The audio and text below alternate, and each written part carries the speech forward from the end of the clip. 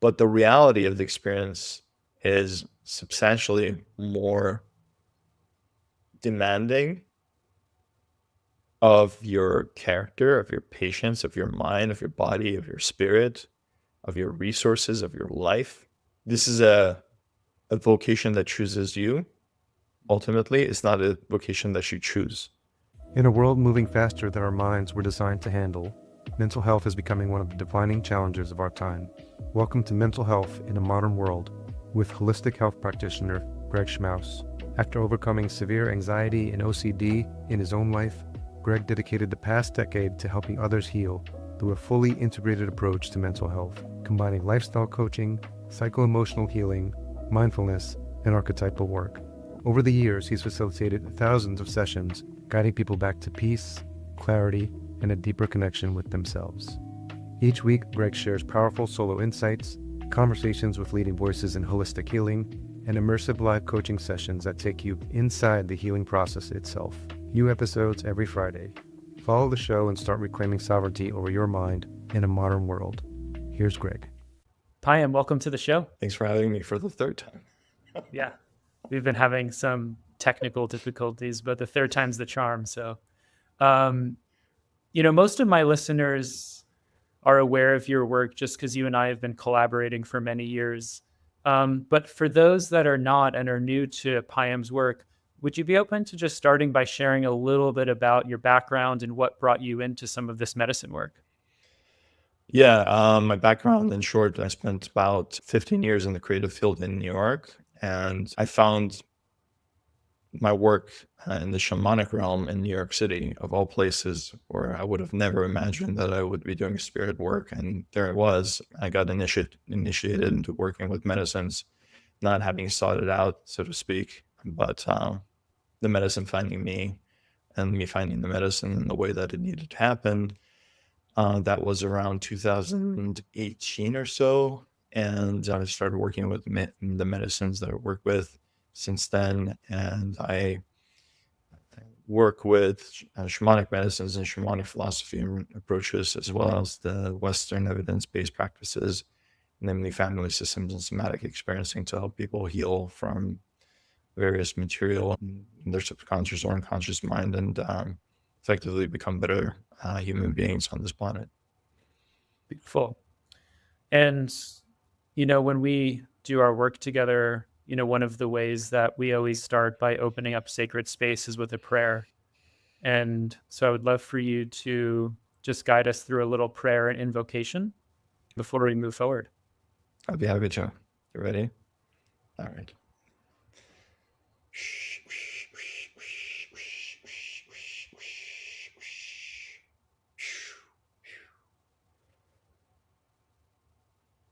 Great Spirit,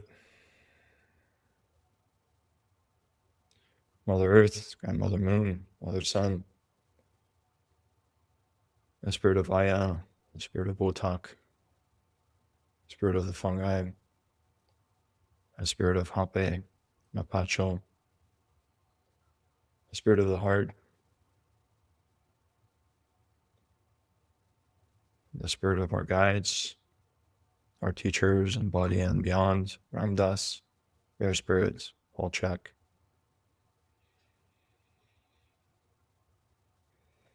Wolf Spirit, Quetzalcoatl, our Spirit, the Spirit of our ancestors, Spirit of our parents, our siblings, our partners, our wives, our husbands, and our children, our spirit brothers, our spirit sisters on the quest. I thank you for bringing Greg and I together. We honor you for all your wisdom, to your medicines, to your sustenance, to your lessons, through darkness, through light, through pain, suffering, through joy, laughter, through love, through abundance. We thank you for your wisdom and your healing within us and this brotherhood. We ask you to guide us, shed light into our wisdom so that we may share it with the audience, so that we may all alleviate suffering, so that we may all so that we may all be free, walk gently, lovingly, and compassionately on this earth, towards the earth, towards all the sentient beings that we encounter. Show us the way to truth, to healing, and to love as we receive you with gratitude. Wow. Oh, thank you. So, one of the things that I really love about your work is how you bridge a lot of the Western clinical therapeutic model with a lot of the shamanic spirit work. And most of the times, you don't see those really integrated. You either see people working in the clinical Western therapeutic setting, or you go down to the Amazon and you see the shamans doing the spirit work. Can you talk a little bit about your journey bridging the two and why Mhm. you feel like that's so important, especially in this day and age? Yeah. Well, I think fundamentally, when we strip ourselves of all these labels, these masked identities, these cultural programmings, fundamentally we'll all return back to source. And we return back through source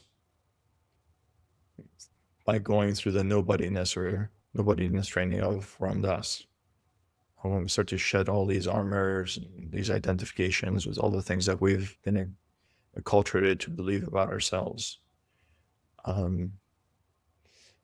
But within these cultural frameworks, we go into somebodyness programming based on certain common consensus realities of the cultures that we're in, the programmings.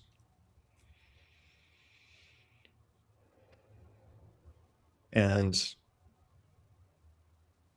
when you look at a Western society that's by and large completely divorced from the spirit of earth, there's no language to be had to even be able to conceptualize and connect to what is natural and integral to the psyche of the people that are connected deeply to these ancient technologies within the societies that are still connected to the earth.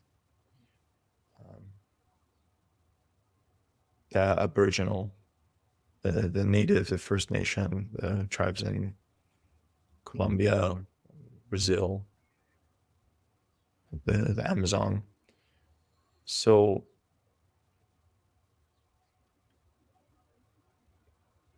Westerners need a technology in the form of language to explain symbols that they may be able to understand through their mental process. Because without that language, they're not able to understand what the medicine may be showing them. Uh, to be able to be in the medicine, to be able to dance with the spirits, to be able to establish a relationship and move forth with the benevolence of the spirits that they're working with. And so there needs to be some sort of language that we can use to help people understand what they may be going into. And whether it's through archetypal language that you use when you do your work, which is pretty close to some of the spiritual IFS language, those help people understand what they're going through, because there's no cultural scaffolding as such here in the West to help people undergo an initiation into a medicine journey. And when consider First Nations or the tribes in the Amazon, they may not necessarily have been exposed to some of the illnesses that the Westerners carry because it's not part of their paradigm. The Pages in the Amazon don't recognize trans people. They recognize men, and they recognize women. It's a duality of the masculine and the feminine, neither being able to co-opt one another. And recently, Max, who is a spirit brothers of ours, was down in the Amazon, and there was this big uproar about this trans-identified person who insisted on being in a woman's ceremony and a woman's clearing ceremony, and they weren't having it. And it was they talk about decolonizing, the critical social justice activists and their accolades talk about decolonizing, but then they go down to the Amazon and insist on colonizing their spiritual beliefs that are fundamentally founded on the reality of Earth, the masculine or the feminine, the duality that exists. So the Pages are looking at this person like they've lost their minds because they don't understand what they're talking about. So there's certain disparities of ideology, beliefs, disorders, or distortions of thinking and being that may not necessarily be in alignment with one another.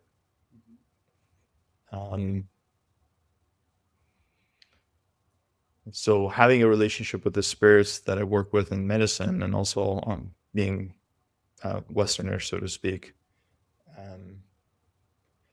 gives me a more of a tool to be able to negotiate both without excluding the other. Right. One of the things that I was hearing you say is the difference between, and you've talked about this a little bit, treating a soul wound versus appealing to a social construct. And so, what I've experienced in medicine work, both with my own work, but also doing a lot of deep work with you and collaborating in spirit work, is really helping people remember their soul blueprint. Mm-hmm. And their soul blueprint is very different than the social construct that they've created or adapted themselves into. And so I would love for you to speak a little bit about that and how this medicine work and spirit work, the real intention of it is to help people remember that soul blueprint that they have forgotten. Yeah, that's really beautiful, Greg. Thank you for asking that question. I've really been working with this and grappling with all these very deep aspects of what I see as disease and distortion of mind in the society. I've seen it in the institutions that are training therapists to be psychedelic facilitators. I've seen it within the trainings that are spearheaded by certain people who have another agenda and are basically informed by Wetiko and their own shadows that they're not able to reconcile with and acknowledge, much less work with in part. And obviously with people. And fundamentally, Greg, it distills into the disconnection of our connection with our spirit that is connected to Mother Earth, that is connected to Father Sky. Because when you're connected in your essential self, you don't need to put on these masks or these constructs to develop a survivable identity that is rewarded and applauded by these ideologues, so to speak. And because we were disconnected initially from that source of love and expansion and connection to the Great Spirit, because we had to come into somebodyness, we forgot. But we came from Source only to be disconnected, to then come into somebodyness training, which mostly gets us into disorders, you and I both know, because we were there. To then realize, hey, I'm suffering, there's something wrong with my soul, to then realize that what my soul thought it was is actually the mask that it assumed, or the mask that assumed the soul to survive. And then to realize, okay, I'm not the mask, I'm actually a soul. So how do I strip myself of the mask that I've assumed to go back to Source, to then leave this body to reincarnate again? So when we go into medicine work, depending on what's being worked with, it's about remembering by forgetting. It's almost like these are the paradoxes of spirit work. Remembering is to bring back together, but to bring back together requires you to completely let go. and to dissolve to the Great Spirit, and to dissolve into that universal consciousness where you no longer exist as Greg, or I no longer exist as Payam, as we know ourselves to be. One of our shared teachers is our good friend Gabor Mate. And, I love Gabor Mate's work when he really speaks towards the inner conflict between authenticity and attachment. And that if that soul blueprint is really our authentic self, we forego that to secure attachments to our parents, our primary caretakers, our culture. And so, to me, it seems like that's one of the bridges. Is in the therapeutic world, they do talk about attachment injuries and things like that. But the way the shamanic spirit work really bridges with the clinical work, from my perspective, is what Gabor Mate is talking about, is when we heal the attachment wounds and we remember our authenticity. That's really a lot of the healing journey. I'm wondering if you want to expand upon that at all. Well, the first thing that came up in my mind, Greg, and I'll flow with it from this as a foundation, is the societal and cultural programmings that were programmed in our minds, maybe epigenetically. You and I've done some work around that. I'd like you to touch on that at some point, maybe after I say this. But so we come into incarnation carrying what was not even ours. So fundamentally, as we start to take embodiment or take this incarnation, we're naturally given these burdens, and then they come from our parents, our family, all the educational institutions, religious institutions, and it just goes outwards. And most people live like this. I like I said, I'm not perfect at all by any stretch of the imagination. So I took birth into this incarnation, not even understanding what that meant. And then here I was operating. Attachment versus authenticity, I think, is one of the pieces, but it's not the piece that keeps us from being an essential self or soul self, because as I just mentioned, there's a lot of things that we carry. And Gabor doesn't necessarily subscribe to past life stuff, incarnations, and maybe not necessarily the spiritual epigenetics of what we carry as we come into incarnate here and so forth. And maybe that's a little too far for many people. It's a little esoteric, but it can and it does exist on this level. But if someone is suffering from anxiety disorder, the last thing you want to do is, okay, let's go back into 10 incarnations when he got stabbed in the chest or in the battlefield. How's that going to really help them? Maybe that takes them into spiritual bypass because they haven't worked through their stuff here.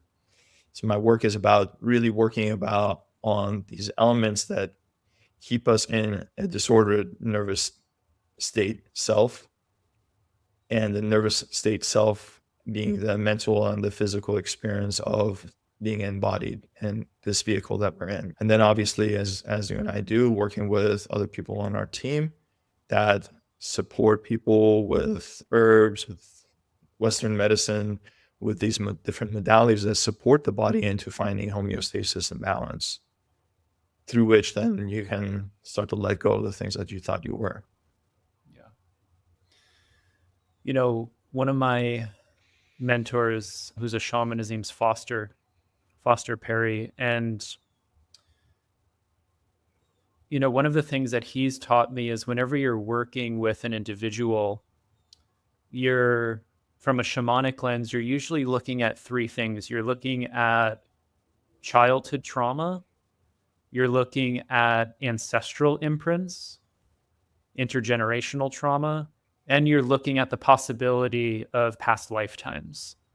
And so I'm curious, when you're, doing spirit work and medicine work, are you tuning into all three of those, you could say, dimensions, and kind of working in that way? I'm curious, when you're working with someone in the spirit world, I'd love for you to take us through what your process is when you're tracking back to the root of someone's pain or trauma because that's, from my perspective, what shamans are. They're master trackers. And so I'd love for you to take us through your process because you go into medicine with people, which is very different than the clinical setting where people are serving, patients medicine, but they're not actually going on the journey with them. So I'd love for you to take us through that, almost like a little journey, what your process is like when you're going into the spirit world and you're operating as that tracker to really find the root of someone's pain. You made a distinction, and I'd like to first lay out the foundation of what that distinction is for people that may not understand, and then go on into working in the spirit realm, which is the clinicians that don't take the medicine, whereas the shamans that do. Yes. The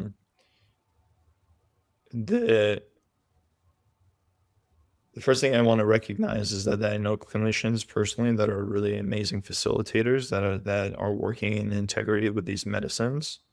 They're men and women of integrity that I trust. There are then clinicians who are taking these medicines as another tool because inherently they want to help, but it's like adding another tool to the system without fully understanding that this tool and one tool in the toolbox requires a lifetime to learn. So there's a major distinction there. And just because you choose a tool doesn't mean the tool chooses you. And there's another distinction. That's why when you're working with spirit medicine, the medicine chooses you as much as you ask the medicine for its wisdom. There are certain medicines that won't agree with each and every person, and the medicine will not speak to you. That's another distinction within the clinical model. So what they're doing is essentially maybe having their own experience, and again, depends on the level and degree to which they're really actually committed to this work. There are trainings, quote unquote, as I'll say, where they do one experiential or role playing of a psychedelic session, and then they're certifying therapists to go facilitate medicine without having any requirement for inner work, shadow work, seeing if they actually they possess the character. Then this is critical to actually have the character to be able to carry this medicine, to be able to sit with this medicine and see someone through, with or without actually being in medicine. And therapists obviously can't, because that's outside of the agreements, their clinical agreements. So it's this naive understanding that, okay, I've been trained and now I may have my own experience. I may have one experiences or two experiences, and now I'm going to facilitate this person through an experience that is incredibly vast. And these medicines open up many different layers of the consciousness of not only the individual, but also the individual within the field, that being in the ceremony or more the therapeutic room. In my view, it's irresponsible and dangerous to work with these medicines and claim that you know what you're doing without really fully understanding the power of these tools.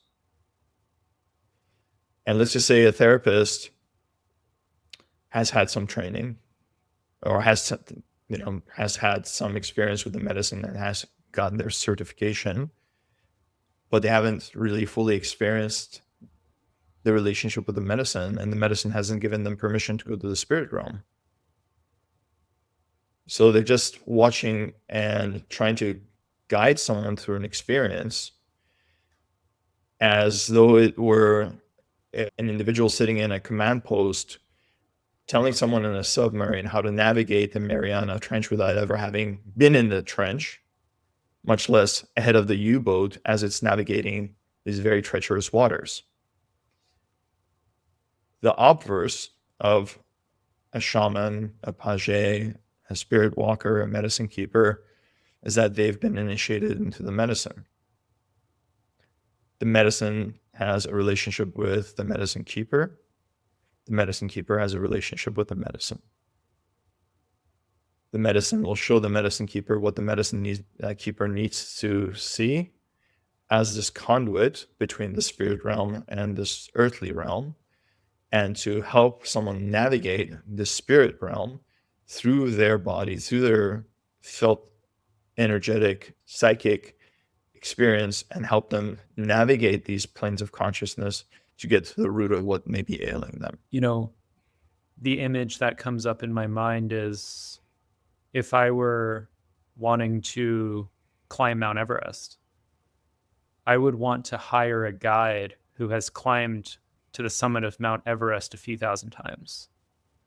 Where if a guide comes along and says, "Hey, I'm happy to accompany you on your summit, your climb to Mount Everest," and I ask the guide, "Have you ever been to the top?" and they say no, that's not someone that I would want to work with.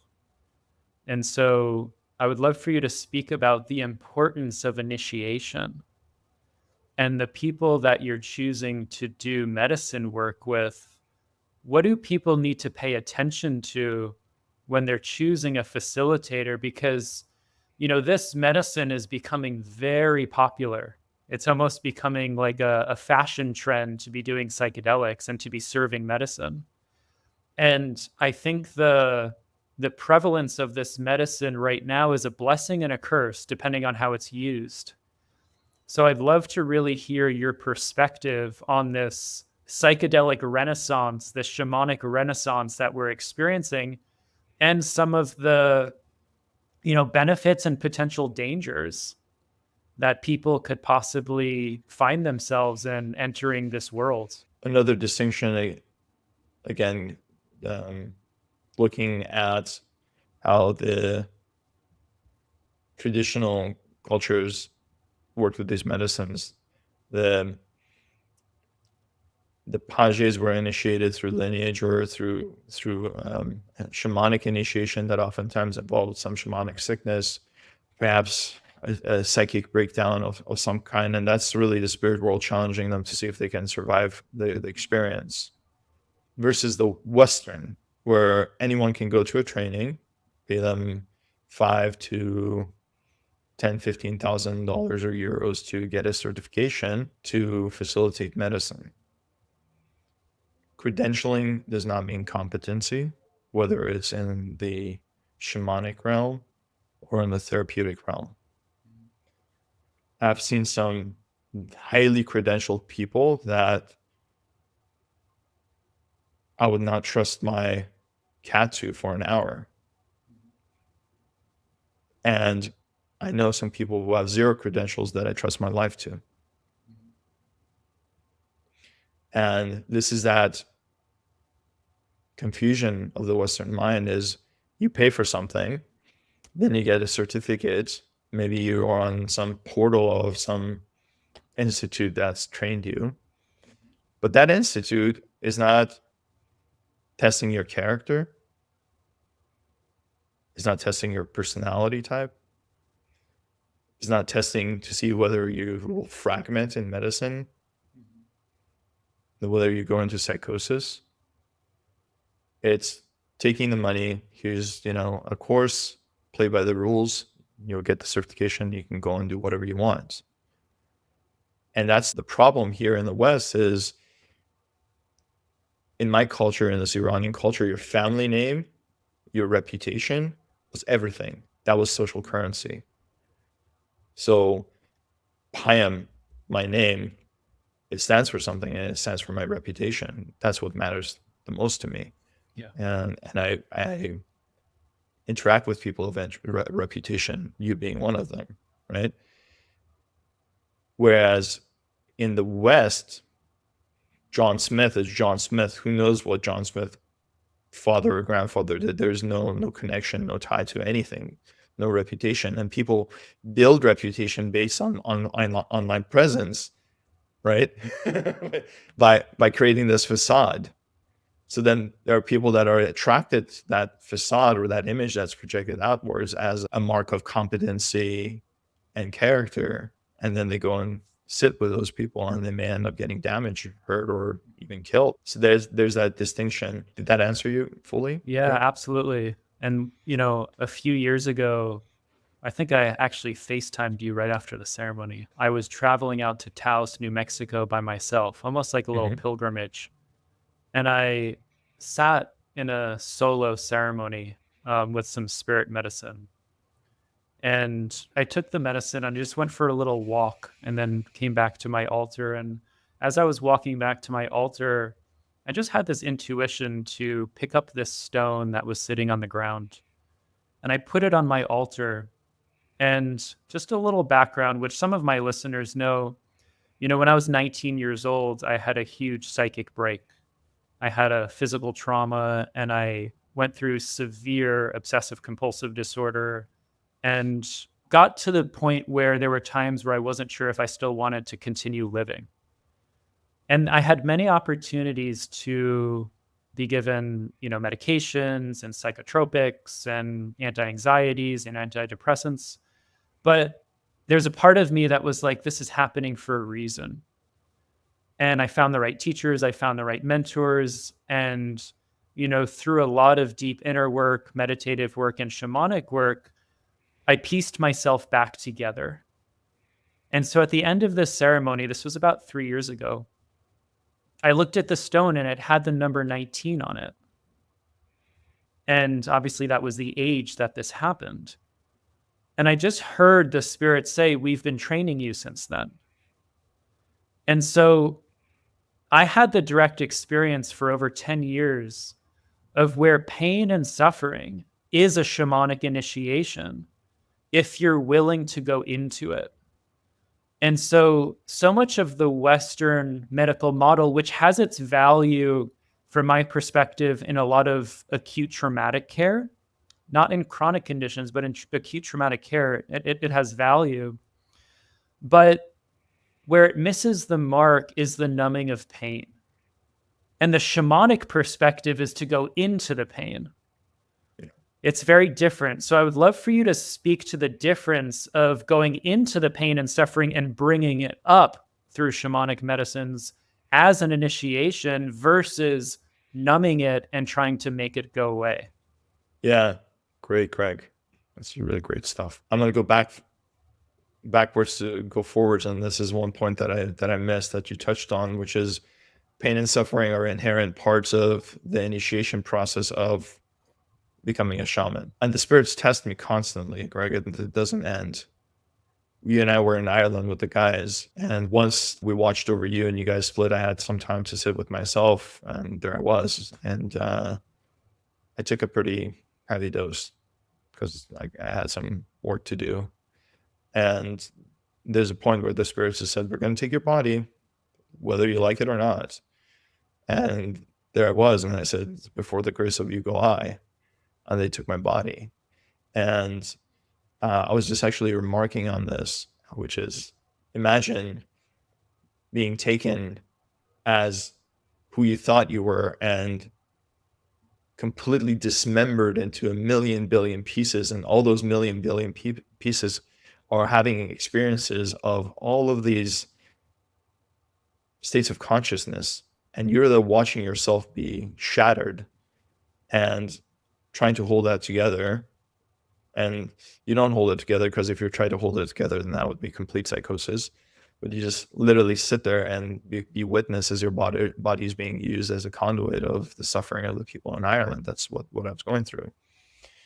And I came out and I realized that was another initiation, because the spirits had told me. And I realized, oh, okay, I don't think I would have been able to survive this psychically if I wasn't initiated into all of the things that I'd done prior to sitting. And so the trainings don't initiate you in that process. I think what the major distinction, I don't think I know the major distinction between the Western model and the shamanic model is symptom management and stabilization and equanimity or harmony in the system through conventional means and psychotropic means to create a sense of numbness so that you can operate within the parameter of the society of what's acceptable, versus the shamanic, where the guides, the ancestors that have come to me have given me a blade to literally cut the cord of ignorance and the suffering that keeps us in our ignorance, to elucidate the source of why we are running from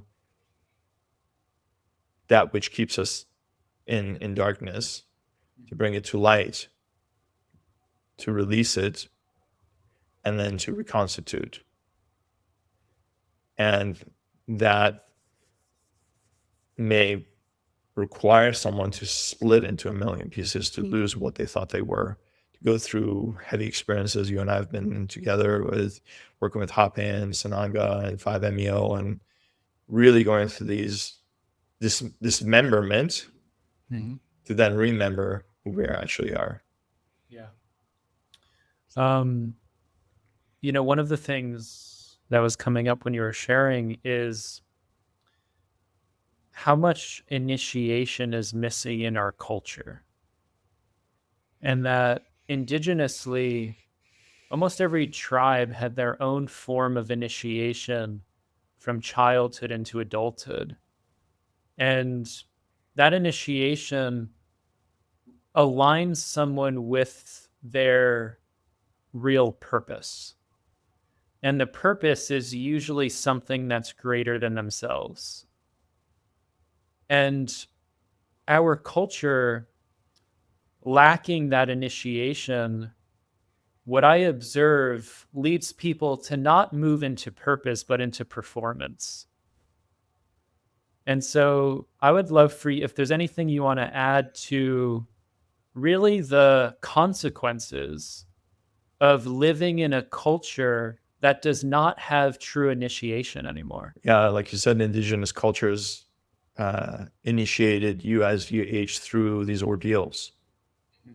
Whether it was going off into the desert for 4 days, 7 days with no food and water, and saying to the initiate, see when you get back, and if you make it, now you're a man or a hunter.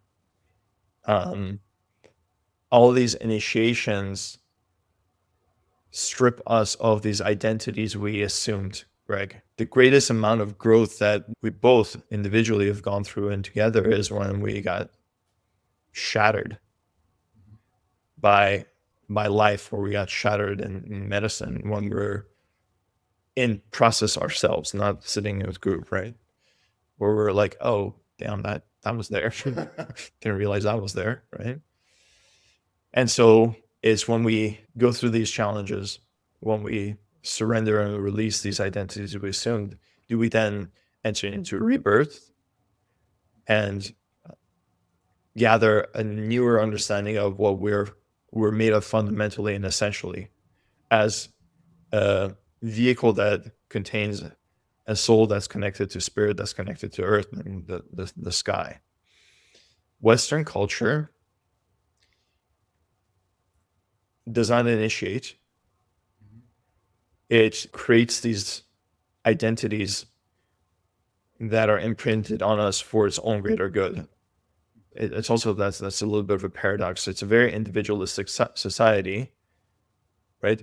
The indigenous, they're collectivist. I and my needs are not as important as the greater of the good, and I'm here in service to great spirit and my community. The West, it's the me show, me, myself, and I. And the institutions and organizations that prop up this false self create these masks that people assume by purchasing all these products and goods and services and fashion or whatever, to come into somebodyness, assuming this identity that's not founded fundamentally on reality, but fundamentally is founded on someone else's need to use you as a tool to enrich themselves. Major distinction. Yeah. When you were speaking, what I was hearing just in my mind intuitively is, if you don't initiate, you indoctrinate. Mm-hmm. And that since our culture is lacking initiation, it's getting consumed with indoctrination. Yep. Now, you and I do a lot of men's work. And so I'd love for you to talk about, your focus on working with men, and why that men's initiation and men coming together in sacred space and in that sacred container, and they move through an initiation together, why that is so important, and why you're so passionate about doing some of that men's work as well. I'm fondly reflecting back on Taos together. And it was a really beautiful experience.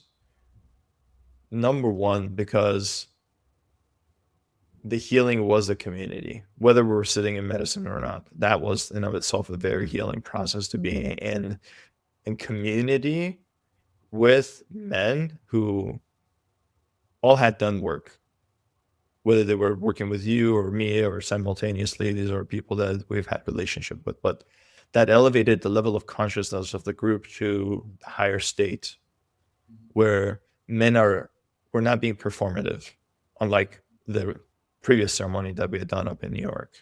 There was no performance. There was just a state of being. And there is that expansive state in the field of the ceremony over the course of a few days, where men learned that it was safe, not that they needed to because of the quality of the guys that were there, but implicitly there was that sense of safety and acceptance to be who they needed to be at the moment, regardless of whatever they were going through.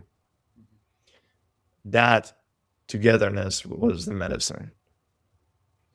And the beautiful part of it all was that we were there to support one another in whatever capacity we needed to uphold each other, so that we could uphold the coherence of the group and the field and the ceremony over the course of the 5 or 6 days that we were together, having gone through some very challenging experiences in medicine as well. If all you've known for 40 years of your life is fight and flight, and you're in a business world where at every corner someone can take a knife and stab you, metaphorically, how are you able to trust yourself in relationship to a man and trust your heart and be in an open state without being armored and guarded and performative, so that you can protect yourself? And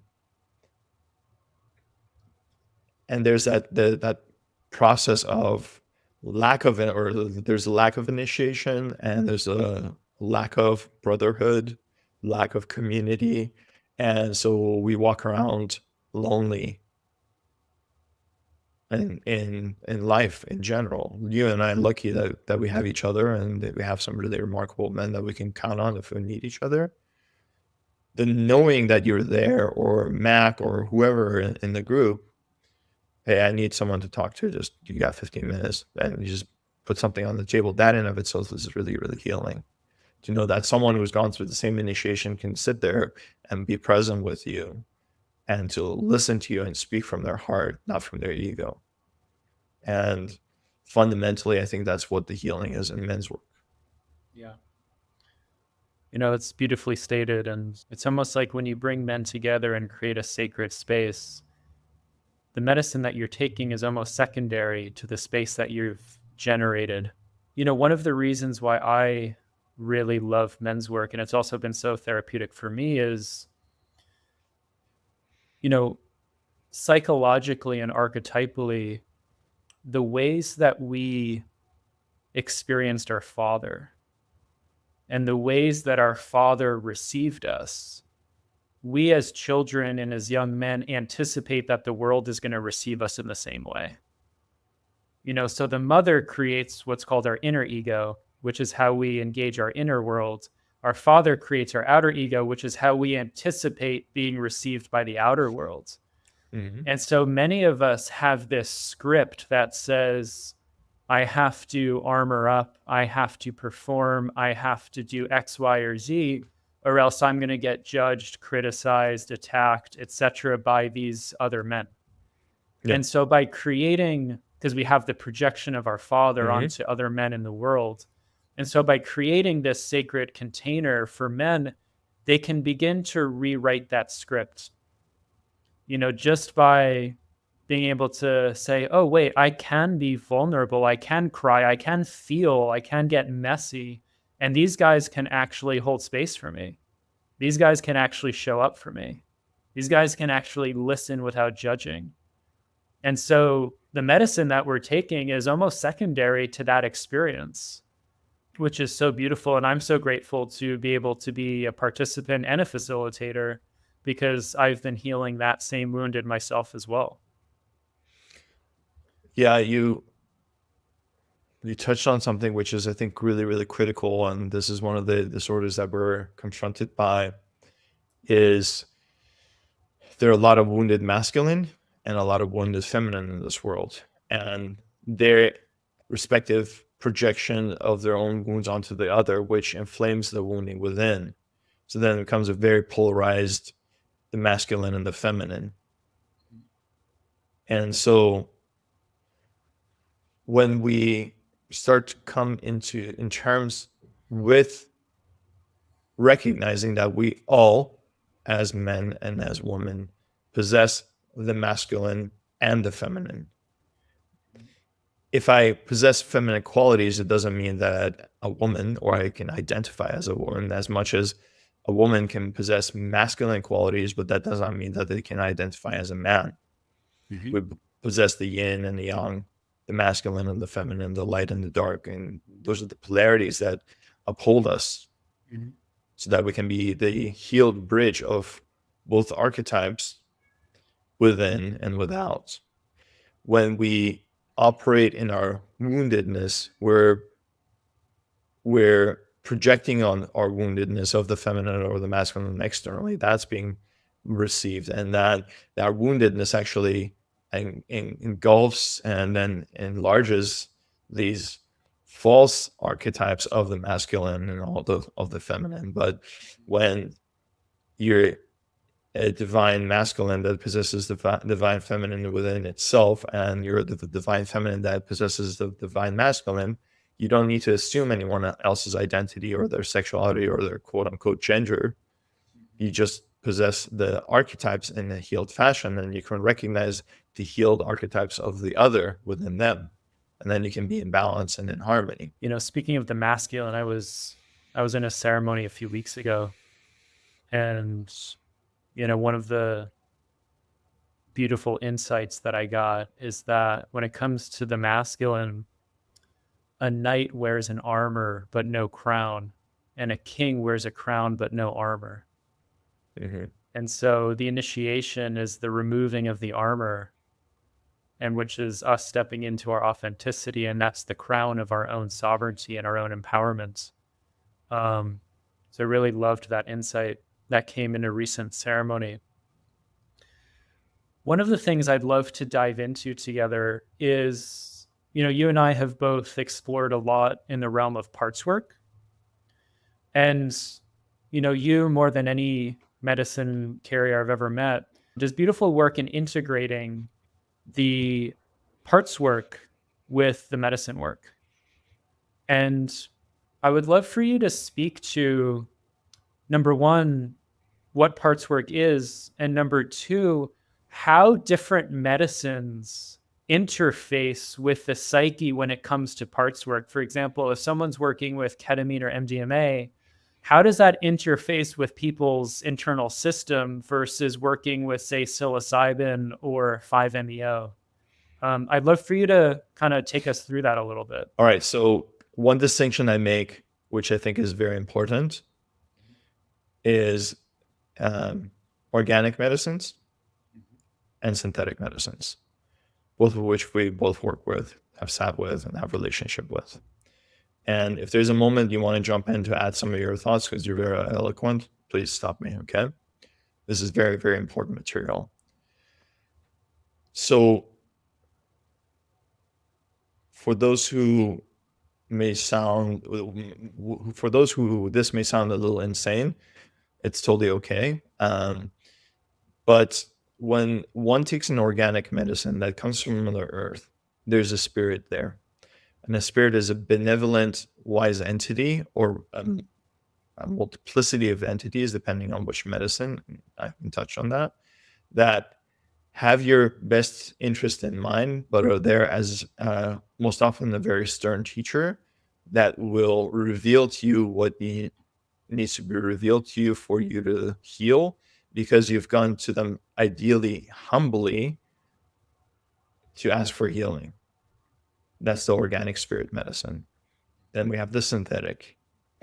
The synthetic is just as powerful, but the synthetic works differently than the organic. The synthetic, in my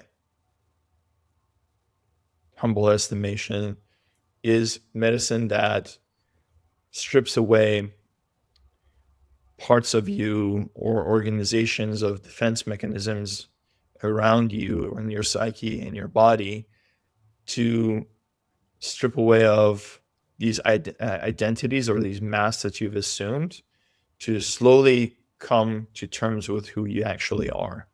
Mm-hmm. That being ketamine, MDMA, synthetic 5-MeO-DMT, 2CB, 3-MMC, 4-MMC, 2-MMC, and all these analogs, LSD. And so those are the two major distinctions that I draw from the medicines. Within the synthetics, there's certain classes that work and operate differently on the mind and the body and the psyche. And pathogens and entactogens like 2-MMC, 3-MMC, 4-MMC, MDMA, those, and I will talk under the umbrella of MDMA because those are all sort of very close to each other. Under the umbrella of entactogens and pathogens, these medicines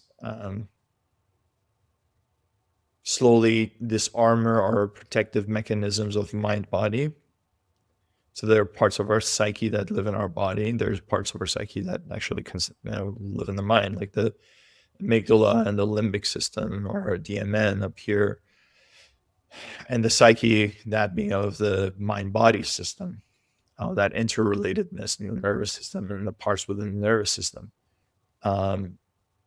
And that gets into some deep therapy work with like the work of Janina Fisher and Pat Ogden, sensory motor psychotherapy, which is really beautiful and brilliant. Unless your system is really worked through a lot of material and is open, and one is able to facilitate really deep healing journeys with these medicines, the synthetics that you've had relationship with, dosage dependent, but generally, with the exception of LSD and 5-MeO-DMT, so these entactogens and pathogens don't disarm the protectors so much that repressed material can come to the surface, unless, like I said, there's a really nice relationship of the facilitator and the seeker and their relationship in the space and so forth.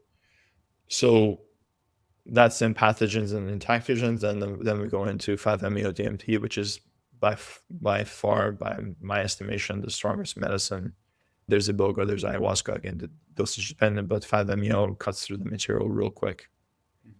5-MeO,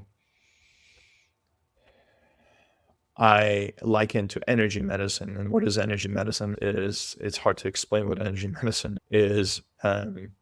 Medicine that enters our body and dismantles our identity very, very quickly, very rapidly. And all these identities that we assumed, that kept us from being in spirit self. And it purges these parts of our psyche and our identities through the somatic self, through the energetic body and so forth. Because we are the psychic container of this body that we're in and its consciousness. LSD is not my medicine. I haven't worked with it, so I can't speak directly to it. And then there is psilocybin that I work with. There's San Pedro. It's not my medicine. Ayahuasca is not my medicine. Peyote is not my medicine, so I won't talk about those because it's nothing that I can authentically and truthfully speak about. But psilocybin has a spirit consciousness that's not one spirit, like one entity, but it's a collective of entities within an entity. It's like, that's that paradox of one entity being the many and the many being one. And depending on what your relationship is with the particular medicine, the particular strain that you're taking, they all have their own qualities. Yeah, they have their own spirit, so to speak. Some are very direct and very sharp. Some are very connected to ayahuasca and 5-MeO spirit or to spirit. They can actually bring those spirits up in you if you've taken those medicines. But it's like taking those medicines connect us to the greater collective consciousness of Mother Earth. and the consciousness of our ancestors, the consciousness of this land that has that innate desire to help you heal from what's kept you from being in spirit or soul self. But again, it's the distinction is you go to an elder and ask for help, regardless of how badly it hurts, and you're gonna have to pull the tooth. So you go to the elder and say, take the tooth out. And you're gonna have to grin and bear it if that means that you're gonna get smashed into a million pieces so that you can essentially find your essential self. You and I have talked about this in the past, but the way I've seen it is that a lot of the synthetic medicines that you're talking about, and you call them self-medicine, is they really help connect you to your essential self. But you're not necessarily interfacing with another intelligence or entity outside of self. Yeah. But when you're taking organic medicine, you are interfacing with other forms of intelligence that on some level are not you. I mean, in a sense, everything is, on a divine level, but you are interfacing with another entity, which if people haven't done enough deeper work within themselves, would you say that can be very fracturing if they do it too soon? Yeah, I think that it requires a lot of preparation, and there's really no true way of preparing for Bufo, for instance. It's no way in hell. You're like, okay, this is how you get prepared and go on this journey, and I'll see you back. So you see when you come back. But within reason, understanding and preparing and being able to go into these expanded states of consciousness allows you to be with the wisdom of the medicine that you're taking without being completely fractured. People who have had deep experiences can get fractured or can go through really disorienting experiences, and maybe that process is actually a preamble to a different and deeper experience that you actually need to kind of go later on down the line. So you may come back upside down or not know what the hell happened, but 2, 3, 4, 5 years later, you're like, oh yeah, okay, I get it. Now I see what that was about. This Western model is a very linear model. You go to the clinic or you go to some sort of facilitator or a therapist, you go and sit in a chair or in a bed, they're going to give you the medicine, you're going to go through it for 6 hours, and then you're going to come out and that's it. You do this once or twice or 3 times, and then you have remission of depression or remission of PTSD, and all those things can be true and are true. But like developing deep relationship with medicine may take years and years and years. And it never gets done either. That's all the problem. Yeah. The more you dig, the more there is. Yeah. And then, so then to what end? Why are you doing the things that you're doing?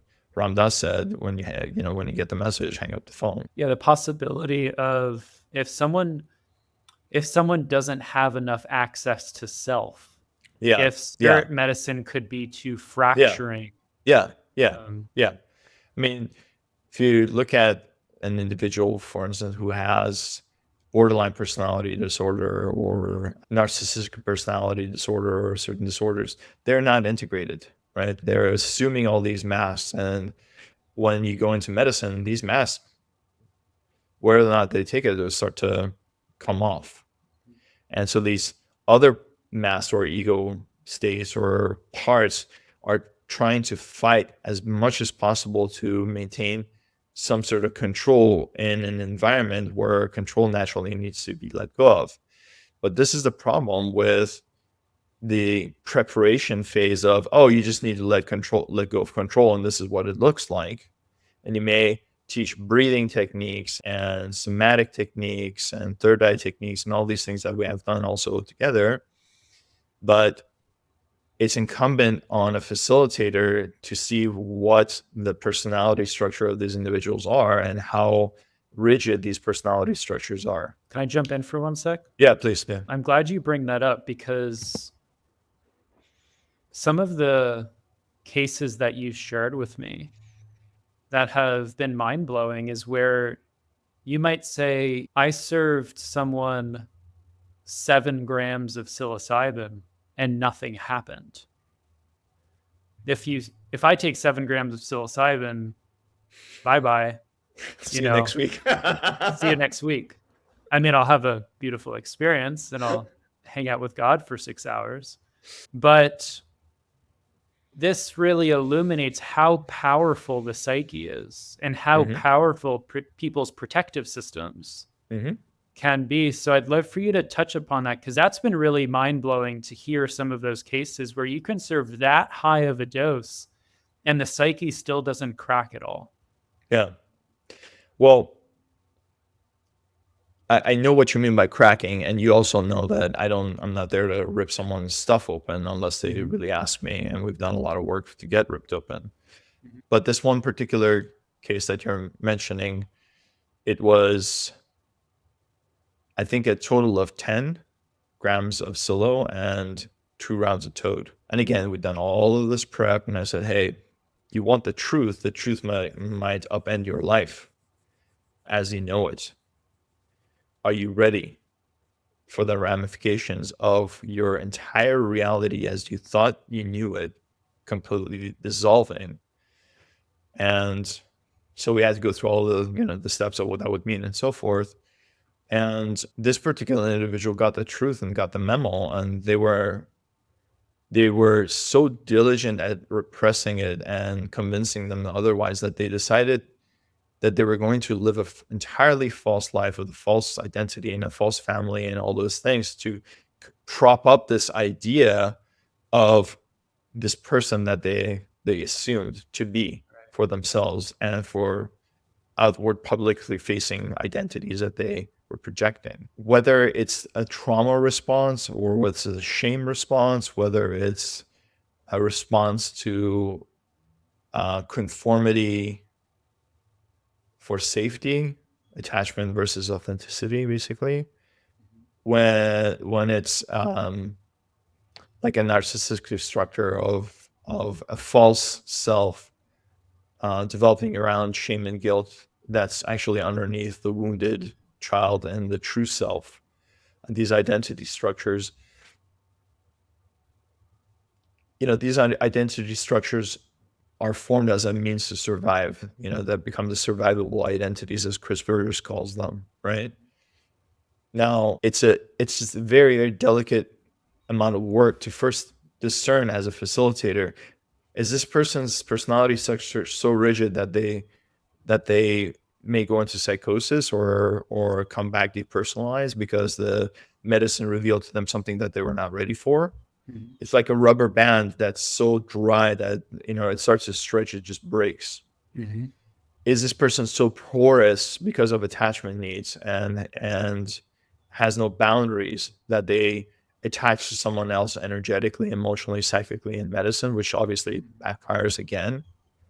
Is this person resourced enough and has enough flexibility in life to be able to go into places and get really honest with themselves? And what do they really want? And having that verbal contractual agreement, hey, this may happen if you end up going here, but if that's what you want, and we have a conversation about it, then we can step into that space and see what happens. So it's always consent based. Yeah. Yeah. Informed consent. So, some of our listeners might be individuals that are, interested in experiencing medicine work. And there might also be potentially some listeners that are practitioners that might be interested in the potential path of facilitating medicine work and what that Mm-hmm. path might look like. What would your piece of advice be for, number one, people that are potentially interested in just experiencing medicine work as a participant? And what would your piece of advice be for people that might be interested in going down the facilitator route? I'm curious what Payam would want to share with both of those potential individuals. The first word that or the thought that comes to my mind is it's not cute. Yeah, it's not pretty. It ain't cute. I think that there are therapists who have come to me to be supervised by or be trained by me and so forth, and 98% of the time I say no to them because I know that they're not ready or I'm not the right person to teach them anything. But I think that therapists have this false, romantic, mystical idea of what it is to be a facilitator. Because they may have had their own personal experiences with spirit medicines, or have seen Instagram posts and these projections of what these beautiful retreats are in Bali, and the yoga classes and the organic foods and all these beautiful circles. But the reality of the experience is substantially more demanding of your character, of your patience, of your mind, of your body, of your spirit, of your resources, of your life. And this is a vocation that chooses you. Ultimately, it's not a vocation that you choose.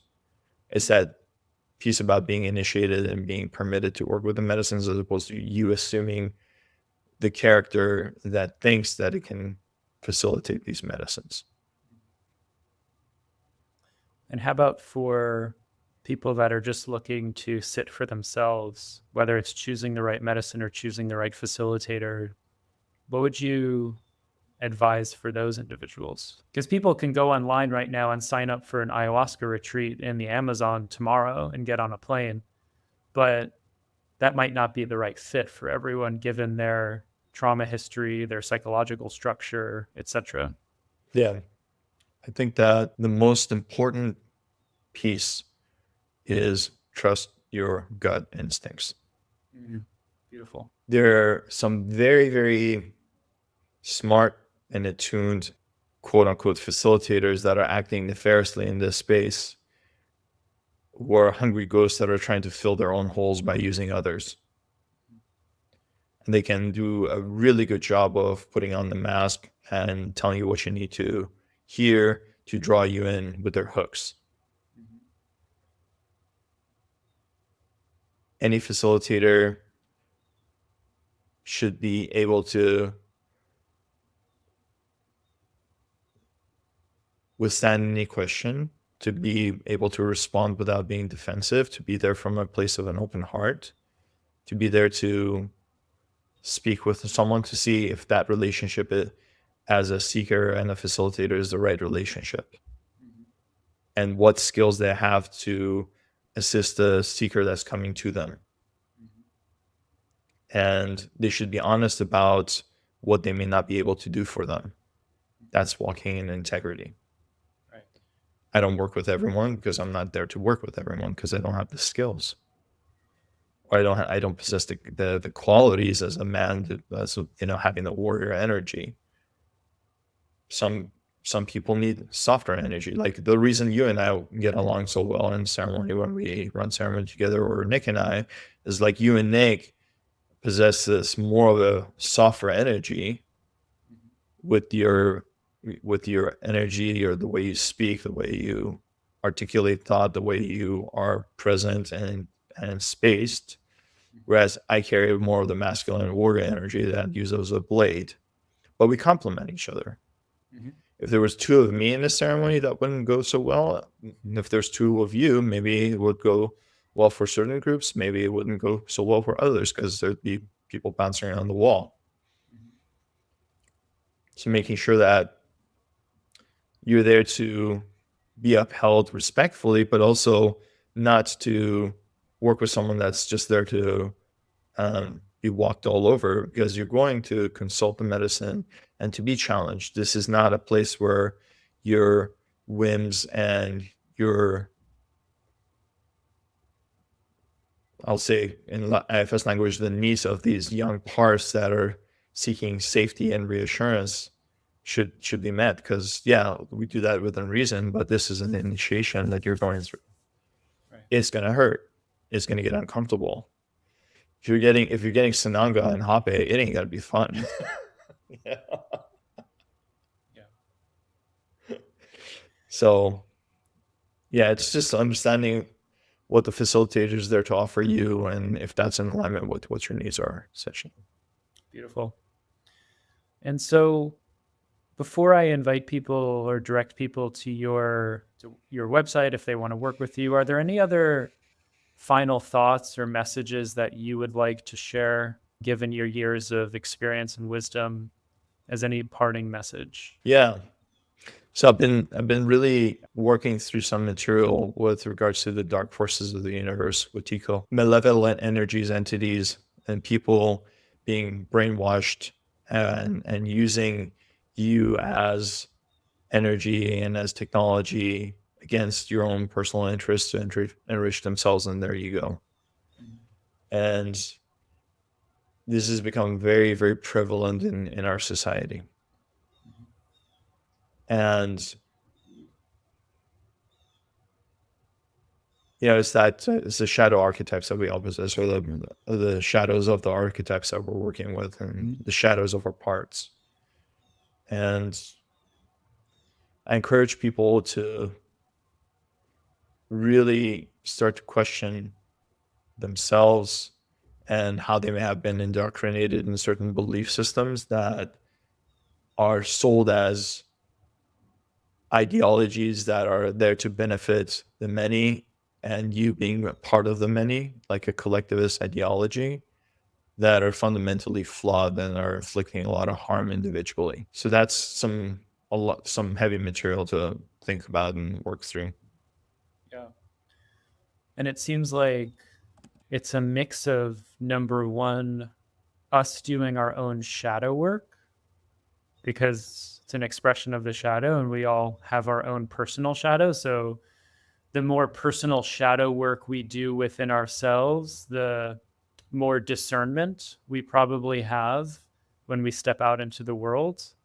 And then also, questioning our belief systems, questioning what we're seeing, what we're hearing, what we're reading, what we're watching, and having that level of discernment to ask ourselves, is this really true? Because a lot of times the devil hides in sheep's clothing. So that's a precise thing, and that's the essential distinction, I think, between doing spirit work versus clinical work, which is clinical work is affirmative, like gender affirming sex reassignment surgery that the Western clinical model is doing, which is to me mental.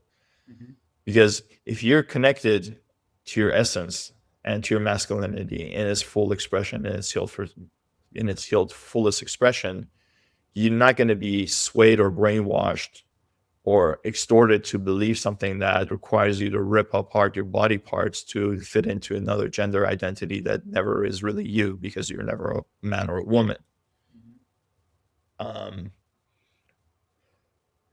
And the word discernment is very important. And then sovereignty is to be able to discern what's true and what's, there's relative truth and there's absolute truth. To understand relative truth that is relative to you within absolute truth that is the truth of God within yourself, and stand in your sovereignty as you are and become the expression of absolute truth that's God within you. Beautifully stated. Beautifully stated. And so where would you like to direct people if they'd like to learn more about your work, if they're interested in attending one of your group ceremonies or to work with you one-on-one? Where would you like to send people? Well, first, I'd like to send people to our upcoming ceremony, Greg. So we're talking about first week or second week of June. And that's upstate New York. And that's going to be held for approximately 8 or 9 men, facilitated by you and I and our assistant. So there'll be a total of 12 people max. We have to still make the announcement for the exact dates, but relatively speaking, it's the first or second week of June. So they can go to your website or they can go to my website, payam.com, and reach out to the both of us to schedule a time to chat. And then we take that process after speaking. We send them the intake forms, the physical and the psychological intake forms, review that. And if that passes, then we do 2 prep sessions with them, a group prep, and then to do the ceremony work. And I think we're looking at 4 to 5 days on this one, right, Greg? Mm-hmm. Something to that effect, depending on how deep you guys want to go, right? So it's probably going to be about 3 days of medicine and 2 days of rest. I just started this company called the Psychedelic Executive, which is based in the Netherlands.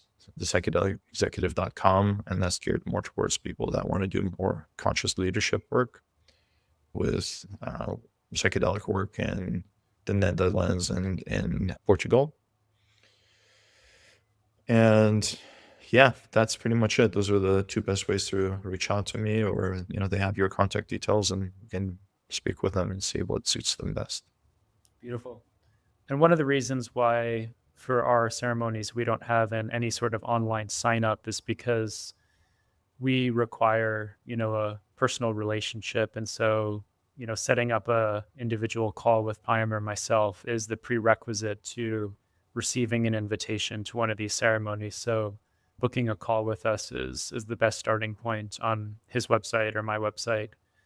And so Payam, thank you again for coming on the show, and thank you for the beautiful work that you do. And Likewise. I look forward to our continued collaboration, many more conversations, and 9 more episodes in this series that we just started, apparently.